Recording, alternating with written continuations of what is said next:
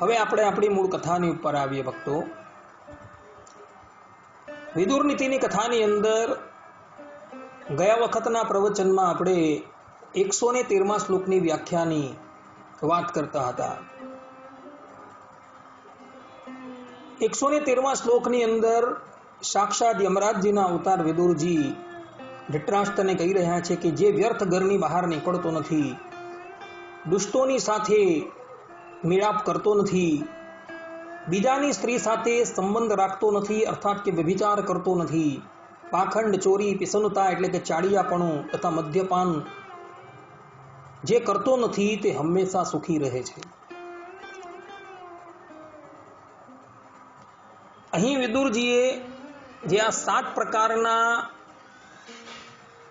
વ્યક્તિઓની વાત કરી છે એની અંદર આપણે સર્વપ્રથમ જે વ્યર્થ ઘરની બહાર જતો નથી, દુષ્ટોની સાથે મેળાપ કરતો નથી, બીજાની સ્ત્રી સાથે સંબંધ રાખતો નથી અર્થાત કે વ્યભિચાર કરતો નથી, પાખંડથી રહિત છે, ચોરીથી રહિત છે તથા ચાડિયાપણાથી રહિત છે એની વાત કરી આવેલા હતા। અને આજે આપણે અંતિમ વાત મદ્યપાન કરતો નથી તેની વાત કરીએ। અર્થાત કે મદ્યપાન જે કરનારો છે હંમેશા દુઃખી જ રહે છે, જ્યારે મદ્યપાન ન કરનારો હંમેશા સુખી રહે છે। મનુ મહારાજ મનુસ્મૃતિની અંદર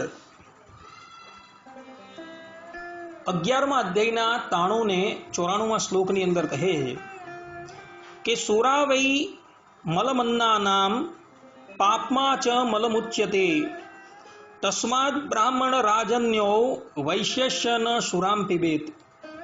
ગૌડી માધવી તથા પૈષ્ટી વિજ્ઞેયા ત્રિવિધા સુરા યથૈવૈકા તથા સર્વા ન પાતવ્યા દ્વિજોત્તમૈઃ। અર્થાત કે સુરા જે છે એ અન્નનો મળ છે અને એ મળ જે છે એ પાપરૂપ છે। તેથી બ્રાહ્મણ, ક્ષત્રિય અને વૈશ્ય એઓએ ક્યારેય પણ સુરાપાન ન કરવી। સુરા, ગોળ, મદ્ય અને લોટ આ 3માંથી અલગ અલગ રીતે બનતી હોવાથી 3 પ્રકારની કહી છે। જેવી રીતે એક ત્યાજ્ય છે તેવી જ રીતે 3 ત્યાજ્ય છે, માટે દ્વિજ શ્રેષ્ઠોએ ક્યારેય પણ સુરા એટલે કે મદિરાપાન કરવું જ નહીં। અહીં શુદ્રનું નામ નથી લખેલું, પરંતુ 3 વર્ણને આજ્ઞા આપી એટલે શુદ્રએ પણ આ આજ્ઞા માની લેવાની છે। કહેવાનું તાત્પર્ય એ છે કે અન્નનો જે મળ, અન્ન જે બગડી જાય ને એમાંથી જે નિર્માણ થાય છે એને સુરા કહેવામાં આવે છે। કેટલાક અજ્ઞાનીઓ આ સુરા જે છે તેને સોમરસ કહે છે। ભાઈ, સુરા અને સોમરસની અંદર આસમાન જમીનનો ફરક છે। સુરા એ અન્નનો મળ છે, જ્યારે સોમરસ તો સોમ નામની એક ઔષધિ આવે છે અને એ ઔષધિ જે છે એનો રસ કાઢીને પછી એનું પાન કરવામાં આવે છે, એને સોમરસ કહેવામાં આવે છે। જ્યારે કેટલા અજ્ઞાનીઓ આ સુરાને પણ સોમરસની સાથે સરખાવતા જોવા મળે છે, પરંતુ આ વાત સંપૂર્ણપણે અસત્ય છે। ભક્તો, દ્વિજ માત્ર એ સુરાપાન કરવું જ નહીં, કારણ કે આ સુરા જે છે એ અસુરોનું અન્ન છે। સમુદ્ર મંથન જ્યારે થાય છે ત્યારે 14 રત્નોમાંથી એક સુરા જે છે એ પણ નીકળે છે અને એ સુરા જે છે એ અસુર લોકો ગ્રહણ કરે છે, કારણ કે એ લોકોનું અન્ન હોય છે। શ્રીમદ ભાગવતના 8મ સ્કંદની અંદર સમુદ્ર મંથનની લીલા છે તેની અંદર આ વાત લખેલી છે। તથા શ્રીમદ ભાગવતના 4th સ્કંદની અંદર તમે જોજો, પૃથુ રાજા જગતની દરેક વ્યક્તિઓની પાસે પૃથ્વીરૂપી ગાયનું દોહન કરાવતા હોય છે, ત્યારે અસુર લોકો પ્રહલાદજીને વાછરડો બનાવી લોહમય પાત્રની અંદર સુરાનું દોહન કરે છે, કારણ કે એ લોકોનું અન્ન હતું। માટે ભક્તો, ક્યારેય પણ સુરાપાન કરતા નહીં। સુરાપાન કરવાથી મનુષ્યની બુદ્ધિ જે છે એનું ઠેકાણું રહેતું જ નથી. પહેલું તો મનુ મહારાજ મનુસ્મૃતિના 11મા અધ્યાયના 54મા શ્લોકની અંદર કહે છે, બ્રહ્મ હત્યા સુરાપાનમ સ્તેયમ ગુરુવંગનાગમઃ મહાંતિ પાપકાન્યાહુ સંપ્રયોગમ ચ તૈઃ સહ. અર્થાત કે બ્રહ્મ હત્યા, સુરાપાન, સુવર્ણની ચોરી, ગુરુ સ્ત્રીનો સંગ, આ ચાર અને તે ચારેયની સાથેનો આત્મીય સંબંધ રાખનારો તે 5 મહાપાપ કહ્યા છે. મનુ મહારાજે સુરાપાન કરનારાને મહાપાપી કહ્યું છે. એવા વ્યક્તિના હાથનું અન્ન અને જલ ક્યારેય પણ ગ્રહણ ન કરવું, આ સિદ્ધાંત વાત છે. એ લોકોની સાથે ઉઠક બેઠક પણ ક્યારેય ન રાખવી. જે ઔષધની અંદર સુરા અને માંસ મેળવાયેલો હોય એ ઔષધ પણ ક્યારેય ગ્રહણ ન કરવા, આ સિદ્ધાંત વાત છે ભક્તો. અને આ વાત આપણા ધર્મશાસ્ત્રોની અંદર પણ લખેલી છે. અને એટલે જ માટે ભગવાન સ્વામિનારાયણ જે છે એ શિક્ષાપત્રીની અંદર શ્લોક 15 ની અંદર કહે છે, ન પેયમ ચ સુરા મધ્યમ અપી દેવ નિવેદિતમ. દેવતાઓને પણ સુરા અને માંસનો ભોગ અર્પણ કરવામાં આવેલો હોય, અર્થાત કે તામસ દેવતાઓને પણ સુરા કે માંસનો ભોગ અર્પણ કરવામાં આવેલો હોય તો એવા દેવતાઓને અર્પણ કરેલું નૈવેદ્ય ક્યારે પણ ગ્રહણ ન કરવું. ભલે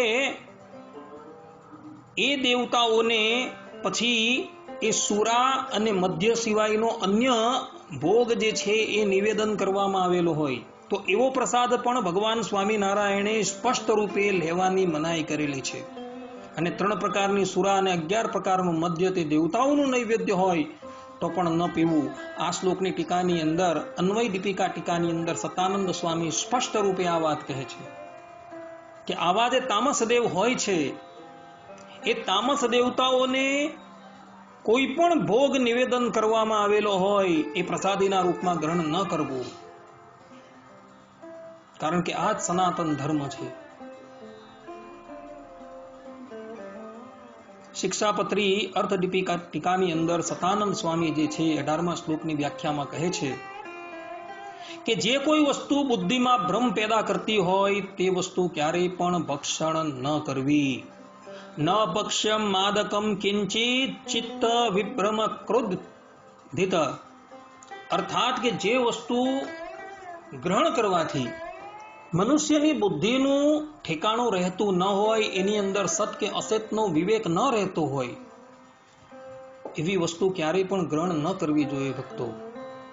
અન્યથા આના પરિણામો જે છે એ બહુ ભયાનક આવતા હોય છે. શિક્ષાપત્રી અર્થ દીપિકા ટીકાની અંદર સતાનંદ સ્વામી શ્લોક 15 ની ટીકાની અંદર પોતે કહે છે કે મદિરા પાન કરનારો અને માંસ ભક્ષણ કરનારો તો અસુર છે. સુરાપા માંસ ભક્ષાશ્ય હિંસા યે તે કિલાશુરાહ.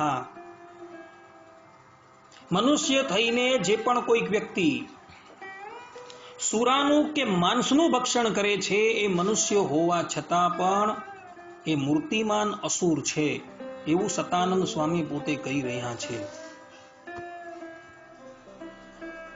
માટે ભક્તો ક્યારેય પણ સુરાપાન કરતા નહીં. યાજ્ઞવલ્ક્ય ઋષિની સ્મૃતિની ઉપર મીટાક્ષર ટીકા લખનારા વિજ્ઞાનેશ્વર પંડિત પોતે કહે છે કે સુરાપાન કરનાર તથા ગુરુ સ્ત્રીની સાથે વ્યભિચાર કરનારાએ 12 વર્ષ સુધી પ્રાયશ્ચિત વ્રત કરવું જોઈએ. જે વ્યક્તિ સુરાપાન કરે છે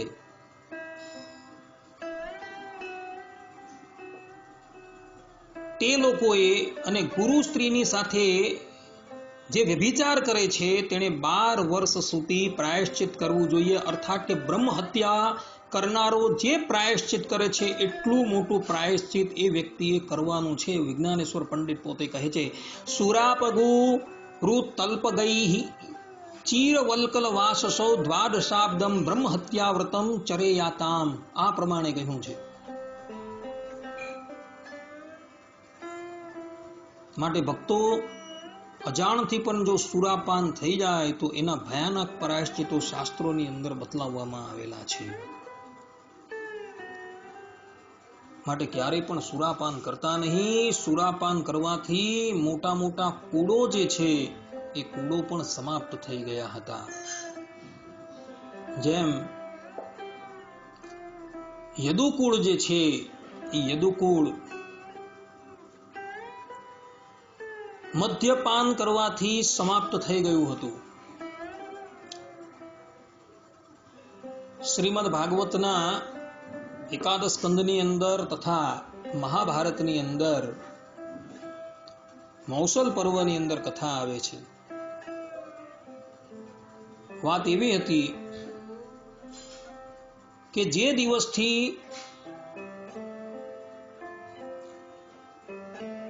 દુર્વાસા ઋષિએ યદુવંશીઓને શાપ આપ્યો તે દિવસથી દ્વારકાની અંદર ભયાનક ઉત્પાતો થવા માંડેલા હતા. આ ભયાનક ઉત્પાતો જોઈને ભગવાન શ્રી કૃષ્ણએ દ્વારકાની અંદર દારૂબંધી કરાવી દીધેલી છે. આ વાત ભક્તો મહાભારતના મૌસલ પર્વની અંદર લખેલી છે. જે વ્યક્તિએ વાંચવી હોય ત્યાં વાંચી લે. કારણ કે તે વખતે દ્વારકાની અંદર પણ સુરાપાન થતું હતું અને ઘરે ઘરે સુરા જે છે એ બનાવવામાં આવતી હતી. આ વાત ભગવાન વેદવ્યાસજીએ લખેલી છે મૌસલ પર્વની અંદર. તો ભગવાન શ્રી કૃષ્ણએ તત્કાલ મદિરાની ઉપર રોક લગાવી દીધેલું. યદુવંશની અંદર પણ મદિરાપાન થતી હતી અને માંસ ભક્ષણ થતું હતું. પરંતુ બધા યદુવંશીની અંદર આ પ્રકારેનો વ્યવહાર ન હતો. અક્રૂરજી છે, ઉદ્ધવજી છે, વસુદેવજી છે, ભગવાન શ્રી કૃષ્ણ છે, એ લોકોના ઘરોની અંદર ક્યારેય પણ આવી અભક્ષ્ય વસ્તુ જે છે એ નિર્માણ થતી ન હતી. પરંતુ એ સિવાયના યદુવંશીઓને ત્યાં મદ્ય પણ નિર્માણ થતી હતી અને માંસ પણ પકાવવામાં આવતું હતું અને એ લોકો બધા ભક્ષણ કરતા હતા. તો ભગવાન શ્રી કૃષ્ણએ આ ભયાનક ઉત્પાતો થતા જોયા એટલે એમણે તરત જ મદિરાની ઉપર રોક લગાવી દીધો.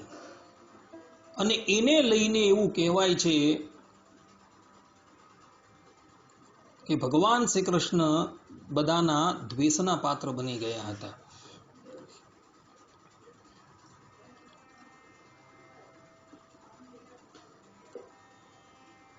આ તરફ દ્વારકાની અંદર જ્યારે અતિશય ઉત્પાત થતા રહ્યા એટલે ભગવાન શ્રી કૃષ્ણએ કહ્યું બધા યાદવોને કે ભાઈ આ ઉત્પાતોની શાંતિને અર્થે આપણે બધા પ્રભાસ પાટણ જઈએ. ત્યાં ચંદ્ર મૌલેશ્વર ભગવાન બિરાજમાન છે. ત્યાં જઈને આપણે એમની સેવા કરીએ, બ્રાહ્મણોને દાન આપીએ, દક્ષિણા આપીએ, જેથી કરીને શાંતિ થાય. ભગવાન શ્રી કૃષ્ણની વાત સાંભળી બધા જ યાદવો જે છે એ પ્રભાત ક્ષેત્રની અંદર આવ્યા અને પ્રભાત ક્ષેત્રની અંદર બધાએ વિધિવત રીતે સ્નાન કર્યું, ચંદ્રમૌલેશ્વર ભગવાનનું પૂજન કર્યું, બ્રાહ્મણોને દાન દક્ષિણાથી તૃપ્ત કર્યા, પ્રાણી માત્રને એ લોકોએ તૃપ્ત કર્યા. પછી બધા દૈવના પ્રેરેલા વારુણી મદિરાનું પાન કરવા લાગ્યા. મદિરા પાન કરવાની કુટેવ તો એ લોકોની અંદર હતી જ, અને દ્વારકાની અંદર મદિરાની ઉપર રોક લગાવી દેવામાં આવેલી હતી, પરંતુ પ્રભાસ પાટણ જે છે ત્યાં તો દ્વારકાધીશની સત્તા ન હતી, એટલે એ લોકો બધા જે છે એ મદિરા પાન કરવાની અંદર આસક્ત થઈ ગયા અને બધા મદિરા પાન કરીને એટલા બધા ઉન્મત્ત થઈ ગયા કે એકબીજાનું અપમાન કરવા લાગ્યા. સર્વપ્રથમ સાત્યકી એ ઊભો થાય છે અને પોતાની સન્મુખ બેઠેલા કૃતવર્માને બતાવતા કહે છે કે આપણા યદુવંશની અંદર એક કાયર છે, જે કાયરે રાતના સૂતેલા પાંડવોના પુત્રોની હત્યા કરી હતી. અને એ વાત સત્ય પણ હતી. કૃતવર્મા, અશ્વત્થામા અને કૃપાચાર્ય જ્યારે 18મા દિવસે પાંડવ લોકો બહાર ગયા હતા અને એના શિબિરની અંદર બીજા બધા જ લોકો નિદ્રાધીન હતા, તે વખતે આ 3 જણા આવે છે અને પાંડવોની સેનાની અંદર જેટલા પણ સૈનિકો બાકી રહ્યા હતા અને જેટલા પણ યોદ્ધાઓ બાકી રહ્યા હતા એને નિદ્રા અવસ્થાની અંદર જ મોતને ઘાટ ઉતારી દે છે. આ વાત મહાભારતની અંદર ભક્તો ગદા પર્વની અંદર લખેલી છે. હવે આ પ્રમાણે જ્યારે સાત્યકીએ કૃતવર્માને કહ્યું એટલે બધા જ લોકો કૃતવર્માની હાંસી ઉડાવવા લાગ્યા. એટલે કૃતવર્મા જે છે એ ઊભા થયા અને સાત્યકીને કહે છે, રે દુષ્ટ, તું મને કાયર કહે છે, તું તો મારા કરતા વધુ કાયર છે. જ્યારે ભૂરિશ્રવાની સાથે તારું યુદ્ધ થતું હતું અને તે વખતે ભૂરિશ્રવાનો હાથ અર્જુને કાપી નાખ્યો, મધ્યમાં પડી, અને ભૂરિશ્રવા અસ્ત્ર શસ્ત્રનો ત્યાગ કરી સમાધિ અવસ્થામાં જતા રહ્યા ત્યારે તે પછાડથી આવીને એમનું શીશ કાપી નાખેલું. તારાથી મોટો કાયર કોણ હોવાનો? આ વાત દ્રોણ પર્વની અંદર લખેલી ભક્તો, મહાભારતની અંદર આ વાત સત્ય છે. પાછી કૃતવર્માએ જ્યારે સાત્યકીને આ પ્રમાણે કહ્યું એટલે કૃતવર્માના પક્ષના જેટલા પણ યોદ્ધાઓ હતા એ સાત્યકીનો ઉપહાસ કરવા લાગ્યા. એટલે સાત્યકી ક્રોધાયમાન થઈ જાય છે અને પોતાના હાથમાં તલવાર લે છે અને 4 કદમ દૂર જઈને ખડગથી કૃતવર્માનું માથું જે છે એ કાપી નાખે છે. મદિરાના નશાની અંદર તો પ્રથમથી જ એ લોકો હતા, એટલે સતસતનો વિવેક તો હતો જ નહીં. સાત્યકી અને કૃતવર્મા એ આ કૌટુંબિક ભાઈઓ હતા, છતાં પણ તે વખતે મદિરા પાન કરવાથી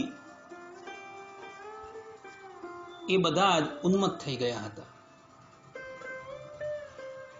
એટલે સાત્યકીએ કૃતવર્માનું મસ્તક જે છે એ કાપી નાખ્યું. કૃતવર્માના ભાઈઓ ત્યાં બેઠેલા રજા તેણે જોયું કે ભાઈ અમારા ભાઈને સાત્યકીએ મોતને ઘાટ ઉતારી દીધો, એટલે એ લોકો બધા હથિયાર ધારણ કરીને સાત્યકીને મારવા દોડ્યા. એટલે સાત્યકીની સહાય કરવા માટે ભગવાન શ્રી કૃષ્ણનો પુત્ર પ્રદ્યુમ્ન વચ્ચે પડે છે. પરંતુ પેલા લોકોની સંખ્યા એટલી બધી હતી કે એ બધાએ ભેગા મળીને પ્રદ્યુમ્નજી અને સાત્યકીને મોતને ઘાટ ઉતારી દીધા. ભગવાન શ્રી કૃષ્ણએ અને બળદેવજીએ એને આમ કરતા રોક્યા, પરંતુ એ લોકો બધા જે છે એ ભગવાન શ્રી કૃષ્ણ અને બળદેવજીને મારવા માટે દોડ્યા. આ તરફ સાત્યકી અને પ્રદ્યુમ્ન પરલોકવાસી થઈ ગયા એટલે એના પક્ષના જે રહેલા હતા એ બધાએ હથિયાર ધારણ કર્યા અને એ લોકો કૃતવર્માના ભાઈઓને મારવા દોડ્યા એટલે કૃતવર્માના ભાઈઓના પક્ષના જેટલા પણ હતા એ બધા હથિયાર ધારણ કરીને ઉભા રહી ગયા અને પરસ્પર ત્યાં પછી યુદ્ધ થવા લાગ્યું અને થોડા જ સમયની અંદર તો પિતાએ પુત્રનું, પુત્રએ પિતાનું, મામાએ ભાણિયાનું, કાકાએ ભત્રીજાનું, ભત્રીજાએ કાકાનું,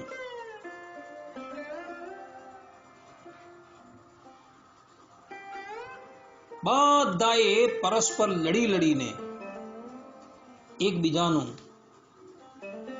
કામ તમામ કરી દીધું.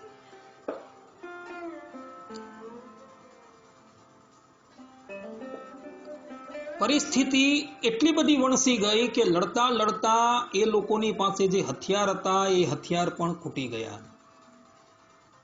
એટલે સમુદ્રના તટની ઉપર એક એરકા નામની વનસ્પતિ જે છે એ ઉગેલી હતી. એ વનસ્પતિ એ લોકોએ ઉખાડી અને જેવી એ વનસ્પતિ એ લોકોએ ઉખાડી એટલે હાથની અંદર આવતા જ મુદ્ગરના રૂપમાં પરિણિત થઈ જાય છે અને એના દ્વારા બાકીના બધા યાદવો જે છે એ પરસ્પર લડી લડીને પરલોકવાસી થઈ ગયા. ખાલી શ્રી કૃષ્ણ ભગવાન અને બળદેવજી બાકી રહી જાય છે, બાકી બધા સમાપ્ત થઈ જાય છે. આ મદિરા પાન કરવાથી એક અજેય કુલ જે હતું એ પણ કાળના મુખની અંદર ચાલ્યું ગયું હતું. ભક્તો,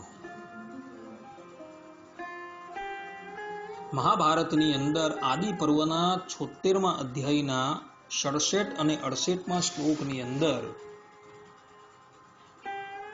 શુક્રાચાર્યજી એક મર્યાદા બાંધે છે.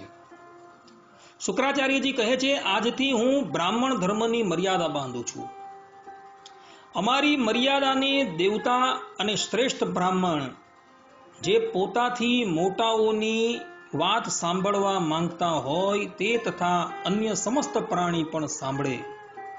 જે મંદ બુદ્ધિ બ્રાહ્મણ અજાણતાથી પણ મદિરા પાન કરશે તેના સમસ્ત ધર્મનો નાશ થઈ જશે અને તેને બ્રહ્મ હત્યાનું પાપ લાગશે અને તે આલોક તથા પરલોકમાં નિંદાને પ્રાપ્ત કરશે.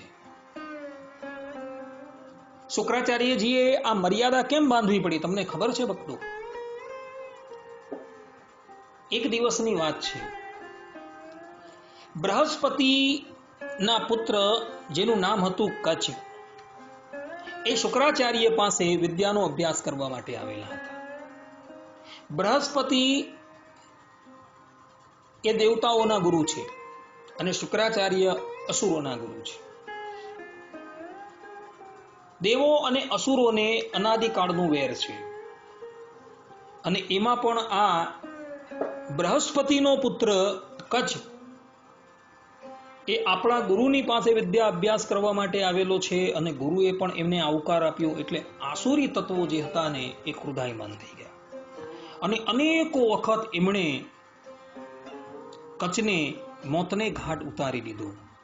પરંતુ ગુરુ શુક્રાચાર્યજી એ સંજીવની વિદ્યા જાણતા હતા એટલે પોતાની વિદ્યાના પ્રતાપથી એ કચ્છને જીવિત કરી દેતા હતા. એટલે અંતે હારી થાકીને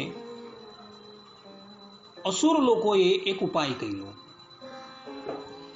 એ લોકોએ કચ્છને મોતને ઘાટ ઉતારી દીધો અને એને સળગાવી દીધો અને એની જે રાખ આવે ને એ રાખ જે છે એ સુરાની અંદર મેળવી લીધી અને એની અંદર બીજું કોઈ મધુર પદાર્થ મેળવી લીધો અને એ ગુરુ પાસે લાવ્યા અને ગુરુને કહે છે કે ગુરુદેવ જુઓ આજે અમે બહુ જ સુંદર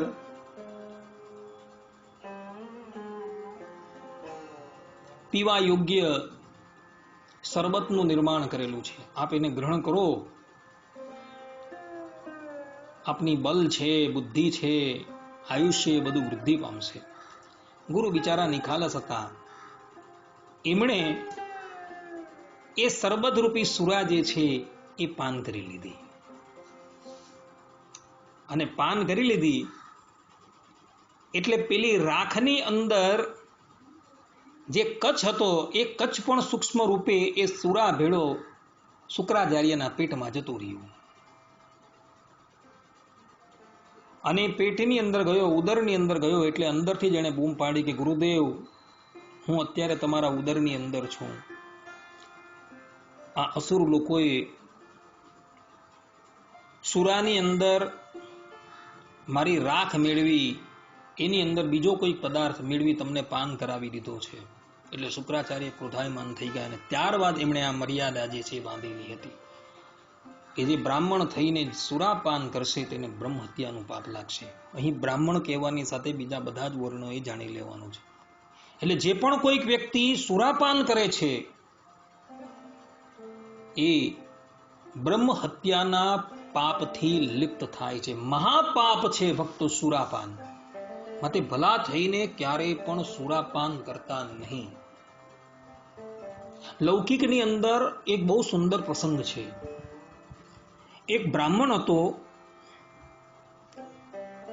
અને એ બ્રાહ્મણે પોતાના બ્રાહ્મણ રૂપી ધર્મને તિલાંજલિ આપી દીધેલી અને એ એક વેશ્યાની અંદર આસક્ત થઈ ગયો હતો. પોતાનું જેટલું ધન હતું એ બધું જ એને વેશ્યાના ચરણમાં ધરી દીધું હતું અને વેશ્યાના સંગમાં રહીને એ માંસનું ભક્ષણ, દ્યુત ક્રીડા ઇત્યાદિકમાં આસક્ત થઈ ગયો, વ્યભિચારમાં પણ આસક્ત થઈ ગયો, ચોરીની અંદર પણ આસક્ત થઈ ગયો. પરંતુ એની અંદર એક ગુણ હતો હજુ કે એ ક્યારેય પણ મદ્યપાન કરતો ન હતો. પેલી વેશ્યા વારંવાર એને અનુરોધ કરતી હતી કે તમે મદ્યપાન કરો, પરંતુ એ જાણતો હતો કે મદ્યપાન કરવાથી મારી અંદર રહેલું જે બ્રાહ્મણત્વ જે છે ને એ પણ સમાપ્ત થઈ જાય. એક દિવસની વાત છે, રાત્રિને વિશે આ નિદ્રાધીન હતો અને એનું મુખ જે છે એ થોડું ખુલેલું હતું. એટલે વેશ્યાએ જોયું કે આનું મુખ અત્યારે ખુલેલું છે, લાવ હું જઈને એના મુખની અંદર સુરા રેડું. અને જ્યાં પેલી વેશ્યા એના મુખની અંદર સુરા રેડવા માટે જાય છે ને ત્યાં જ એના મુખમાંથી એક પ્રચંડ અગ્નિ પ્રગટ થાય છે અને એ વેશ્યા સહિત સંપૂર્ણ ઘરને બાળીને ખાક કરી નાખે છે. પેલો દ્વિજ ત્યાં બચી જાય છે. અચાનક આગ લાગી એટલે આ પણ ઊભો થઈ જાય છે. એણે જોયું તો ભાઈ વેશ્યા પણ સમાપ્ત થઈ ગયેલી હતી, ઘર પણ સમાપ્ત થઈ ગયું છે. આ અગ્નિ પ્રગટ ક્યાંથી થયો? એટલે ત્યાં જ એના મુખમાંથી એના પિતરો જે છે પ્રગટ થયા અને એની સન્મુખ ઉપસ્થિત થયા અને કહે છે, રે દુષ્ટ, તારો એક ગુણ હતો કે તારા જીવનની અંદર તે મદ્યપાન ન કરેલું હતું, એટલે અમે તારા હૃદયની અંદર હજુ પણ સ્થિત હતા. બાકી જગતની અંદર જેટલા પણ કુકર્મો છે બધા તું જ કરી ચૂકેલો છે. પરંતુ આ વેશ્યા જે છે એ આજે બળજબરીથી તને મદ્યપાન કરવા માટે તૈયાર થઈ એટલે અમે અમારી ક્રોધાગ્નિથી એને બાળીને ભસ્મ કરી નાખેલી છે. માટે હજુ પણ તારી પાસે સમય છે, સુધર અને તારા મૂળ ધર્મની ઉપર આવી જા. બ્રાહ્મણ જે છે એ પિતરોના પગની અંદર પડી જાય છે, પોતાના અપરાધ બદલ ક્ષમા માગે છે, પછી પ્રાયશ્ચિત કરે છે અને પ્રાયશ્ચિત કરી એ શુદ્ધ થાય છે અને પછી પોતાના દ્વિજત્વરૂપ ધર્મની ઉપર આરૂઢ થઈ જાય છે. કહેવાનું તાત્પર્ય અહીં એવું છે કે જ્યાં લગીન સુરાનું તમે પાન નથી કરેલું ને ત્યાં લગીન તમારી અંદર દ્વિજત્વ રહેશે. દ્વિજ તરીકે 3 જ્ઞાતિઓ છે, બ્રાહ્મણ, ક્ષત્રિય અને વૈશ્ય. જો તમારું દ્વિજત્વ તમારે સુરક્ષિત રાખવું હોય તો જીવનની અંદર ક્યારેય પણ મદિરા પાન ન કરતા. કારણ કે મદિરા પાન કરવા માત્રથી તમારું દ્વિજત્વ જે છે એ સમાપ્ત થઈ જશે. માટે આ કુકર્મથી તમે હંમેશા બચતા રહેજો. આ ભયાનક કુકર્મ છે, એનાથી બચજો તમે. અન્યથા તમે દ્વિજત્વ પરથી ચ્યુત થઈ જશો. મનુ મહારાજ તથા શુક્રાચાર્યજી આ બાબતની અંદર બ્રાહ્મણોને ચેતવી રહ્યા છે. મહાભારતની અંદર અનુશાસન પર્વના અધ્યાય 145 ની અંદર પણ ગંગાપુત્ર ભીષ્મ કહે છે કે પાન કરેલી મદિરા મનુષ્યના ધૈર્યનો નાશ કરે છે તથા તેની બુદ્ધિ અને લજ્જાનો પણ નાશ કરે છે. તેનાથી મનુષ્ય નિર્લજ અને નિકૃષ્ટ થઈ જાય છે. મદિરાપાન કરવા વાળો મનુષ્ય તેને પાન કરી બુદ્ધિ નાશ થતા કર્તવ્ય અને અકર્તવ્યના જ્ઞાનથી રહિત થવાથી સ્વેચ્છા અનુસાર કાર્ય કરવાથી તથા વિદ્વાનોની આજ્ઞાને આધીન ન રહેવાથી પાપને જ પ્રાપ્ત કરે છે. મદ્યપાન કરનારો વ્યક્તિ પછી સ્વેચ્છાચારી થઈ જાય છે. એને કોઈની આમાન્યા રહેતી નથી. પછી એ ન કરવા યોગ્ય કાર્ય પણ કરવા તૈયાર થઈ જાય છે. એને કોઈ જાતનું વિવેક રહેતો નથી. માટે ભક્તો મદિરાપાન ક્યારેય પણ ન કરતા. આ સિદ્ધાંતવા છે. મહાભારતના અનુશાસન પર્વના અધ્યાય 145 કહ્યું છે, મદિરાપાન કરનારો પુરુષ જગતમાં અપમાનિત થાય છે, મિત્રમાં ફૂટ પાડે છે, અભક્ષ્ય ભક્ષણ કરે છે અને દરેક સમયે અશુદ્ધ રહે છે.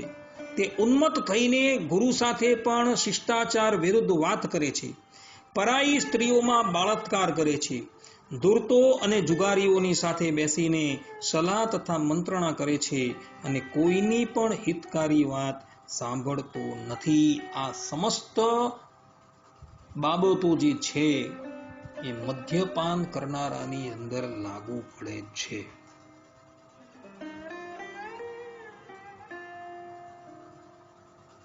માટે ભક્તો મદિરાપાનથી બચજો. મદિરાપાન કરનારો વ્યક્તિ જગતની અંદર હંમેશા અપમાનિત જ થતો હોય છે. આવો વ્યક્તિ પછી વ્યભિચારની અંદર પણ પ્રવૃત્ત થાય છે, ધૂપ ક્રીડાની અંદર પણ પ્રવૃત્ત થઈ જાય છે.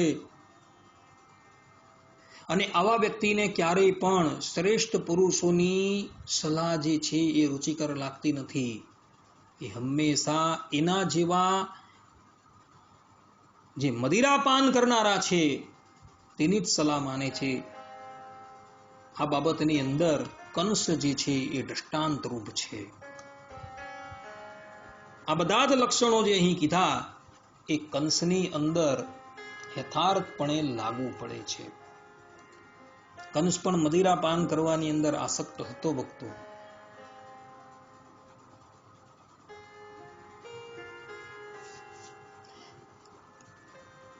મહાભારતની અંદર કહ્યું છે કે વધારે પડતી નિદ્રા લેવાથી નિદ્રા પર વિજય સંભવ નથી. વધારે કામુક થઈ સ્ત્રી પર વિજય સંભવિત નથી. ઘી નાખીને અગ્નિને હોલાવવો ક્યારેય પણ સંભવ નથી. તેમ મદ્યપાન કરીને તૃષા પર વિજય મેળવવો એ સંભવ નથી. આ પ્રમાણે મહાભારતની અંદર કહ્યું છે ભક્તો.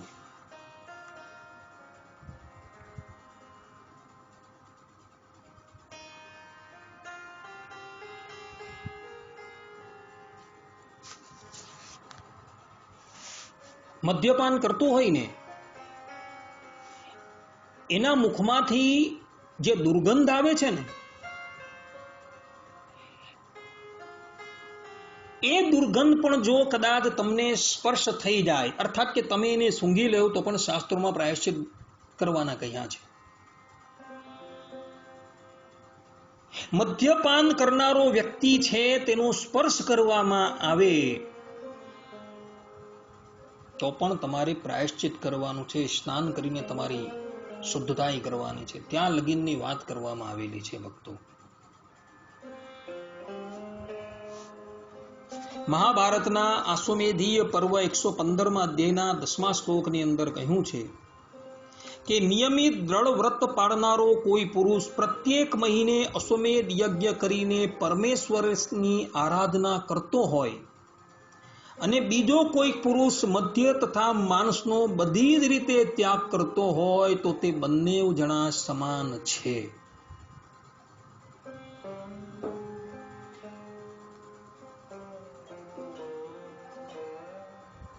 ગંગાપુત્ર ભીષ્મ કહે છે કે યો યજેતા અશ્વમેધેન માસી માસી યત વ્રતઃ વર્જયેન મધુમાંસંશ્ચ સમમેત યુધિષ્ઠિર, અર્થાત કે જે પણ કોઈક વ્યક્તિ દર મહિને અશ્વમેધ યજ્ઞ કરતો હોય અને બીજો એક વ્યક્તિ જે છે એ મધ્ય અને માંસનો ત્યાગ કરીને બેઠેલો હોય તો એ બંને સમાન કહેવાય. અર્થાત કે એ બંનેના પુણ્યો જે છે એ સરખા ગણાય છે અને બંને એવું શ્રેષ્ઠ ગતિની પ્રાપ્તિ કરે છે.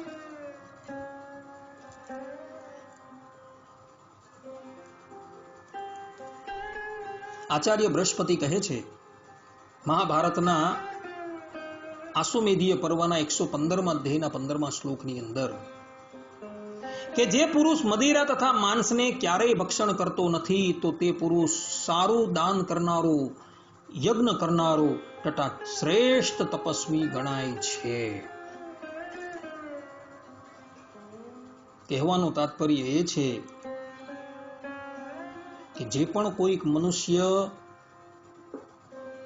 મધ્ય અને માંસ ભક્ષણ કરતો નથી ને એ જ વ્યક્તિ શ્રેષ્ઠ તપસ્વી ગણાય છે.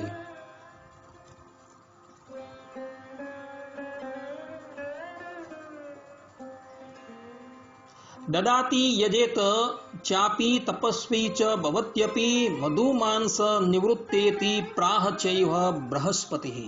આ પ્રમાણે કહ્યું છે.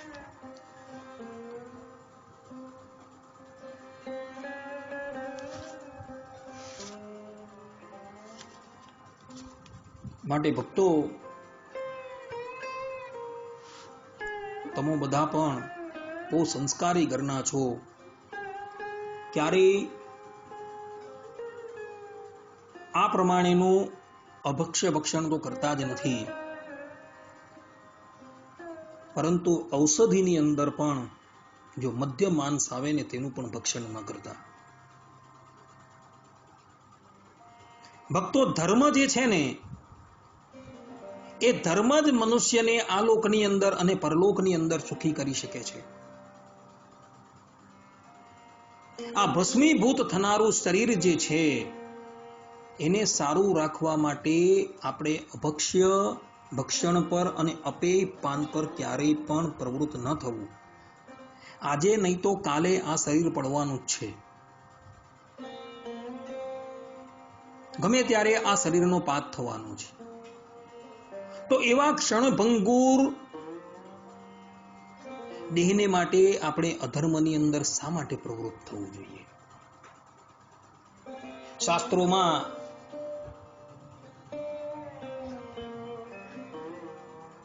આટલું કીધેલું છે, છતાં પણ મનુષ્ય સુધરવા તૈયાર નથી. શાસ્ત્રોની અંદર તો એવા પ્રાયશ્ચિતો બતાવેલા છે કે જે પણ કોઈક વ્યક્તિ અજાણતાથી પણ જો મદ્યપાન કરી દે ને તો એણે મધ્યને ખૂબ તપાવી, અગ્નિ પર તપાવી એ ઉકળતું મધ્ય જે છે એ પાન કરી જવાનું છે, જેથી એનું એ પ્રાયશ્ચિત થઈ જાય. આ પ્રમાણેનું પ્રાયશ્ચિત શાસ્ત્રોની અંદર બતાવેલું છે ભક્તો.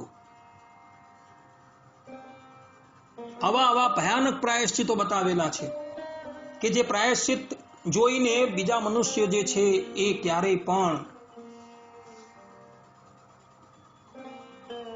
આ પ્રકારની પ્રવૃત્તિની અંદર પ્રવૃત્ત જ ન થાય. મહાભારતના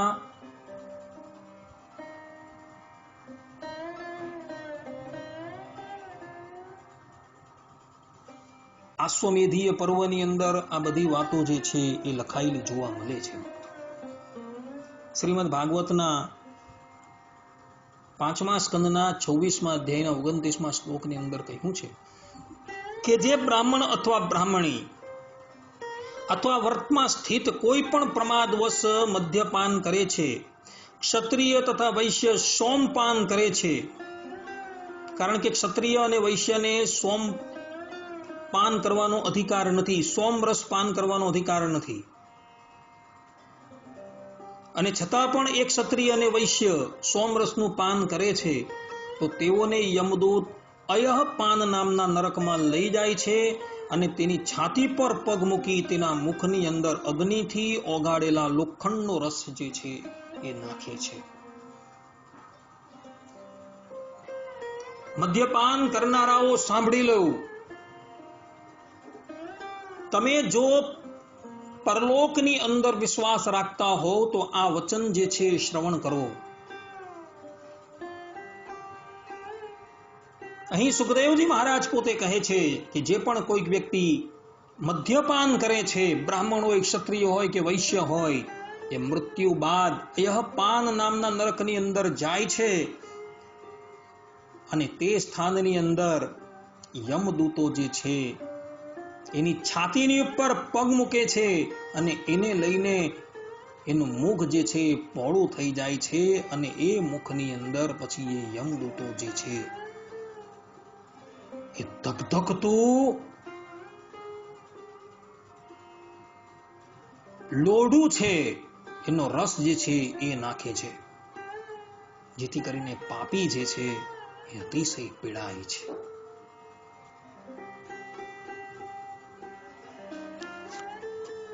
માટે ભક્તો, આ મદ્યપાનથી બચજો તમે.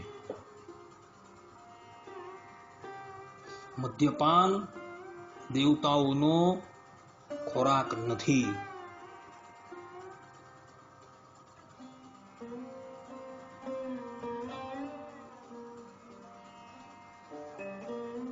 સત્સંગી જીવનની અંદર 5મા પ્રકરણના 44મા અધ્યાયના 25મા શ્લોકની અંદર ભગવાન સ્વામિનારાયણ પોતે કહે છે કે બ્રાહ્મણ, ક્ષત્રિય કે વૈશ્ય અજાણતાથી એક વખત સુરાપાન કરે તો તે પરિષદ વિપ્રોની સમીપ જઈ જળથી બીના વસ્ત્રવાળો થઈ લોહમય પાત્રમાં પ્રત પાવેલી અગ્નિ જેવી લાલચોળ સુરાને તેના તેજ પાત્રથી સ્વયં પાન કરે તેવા સુરાપાનથી મરણ પામતા એ વિશુદ્ધિ પ્રાપ્ત કરે છે. એનું પ્રાયશ્ચિત બતાવ્યું કે અજાણતાથી પણ જો દ્વિજ વર્ણ હોય અને જો મદ્યપાન કરી દે તો એ પવિત્ર બ્રાહ્મણની સભાની અંદર જાય અને બ્રાહ્મણોને કહે કે બ્રહ્મ દેવતા અમારાથી મદ્યપાન થઈ ગયું છે અને એનું પ્રાયશ્ચિત જે છે હું કરું છું, તો તે સમયે ધગધગતી ઉકળતી સુરા જે છે એ એને પાન કરી લેવાની છે. તે સમયે એનું મૃત્યુ થાય તે જ એનું પ્રાયશ્ચિત છે. આ પ્રમાણે ભગવાન શ્રી હરિ કહે છે. માટે ભક્તો, આ પાપ જે છે એ પાપથી તમે બચજો.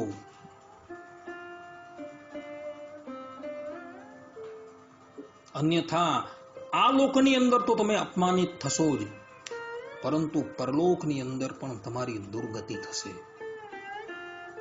માટે આવા પાપથી ભય પામજો અને મદ્યપાનથી તમે દૂર રહેજો, તો તમે આ લોકમાં પણ સુખી થશો અને પરલોકની અંદર પણ સુખી થશો. અહીં વિદુરજી જે છે, વિદુર નીતિની અંદર જે પ્રમાણે કહે છે, આ 7 જણના જે નામ આપ્યા તેમાં અંતે વિદુરજી એમ કહે છે કે મદ્યપાન ન કરનારો હંમેશા સુખી રહે છે. માટે જે લોકોએ આ લોકની અંદર સુખી થવું હોય અને પરલોકની અંદર સુખી થવું હોય તેણે મદ્યપાન ક્યારેય પણ કરવું જોઈએ નહીં. આ સિદ્ધાંત વાત છે. આટલું કહીને આ વિદુર નીતિની અંદર પ્રથમ અધ્યાયના 113મા શ્લોકની વ્યાખ્યા જે છે એ આજે હું સંપૂર્ણ કરું છું. હવે પછીના પ્રવચનની અંદર આપણે વિદુર નીતિની અંદર 114મા શ્લોકની જે વ્યાખ્યા જે છે એ શ્રવણ કરશો. ત્યાં લગીન બધા જ ભગવત ભક્તોને હિતપૂર્વક જય સ્વામિનારાયણ. સર્વે સંતો નિરામયઃ, સર્વે સુખીનો ભવંતુ, સર્વે ભદ્રાણી પશ્યંતુ, મા કશ્ચિત દુઃખ ભાગ ભવેત. અસ્તુ. જય સ્વામિનારાયણ. શ્રીપતિમ શ્રીધરમ સર્વદેવીશ્વરમ ભક્તિધર્માત્મજમ વાસુદેવમ હરિ માધવમ કેશવમ કામદમ કારણમ શ્રી સ્વામિનારાયણમ નીલકંઠમ ભજે સહજાનંદ સ્વામી મહારાજની જય. બધા જ ભગવત ભક્તોને હેતપૂર્વક જય સ્વામિનારાયણ.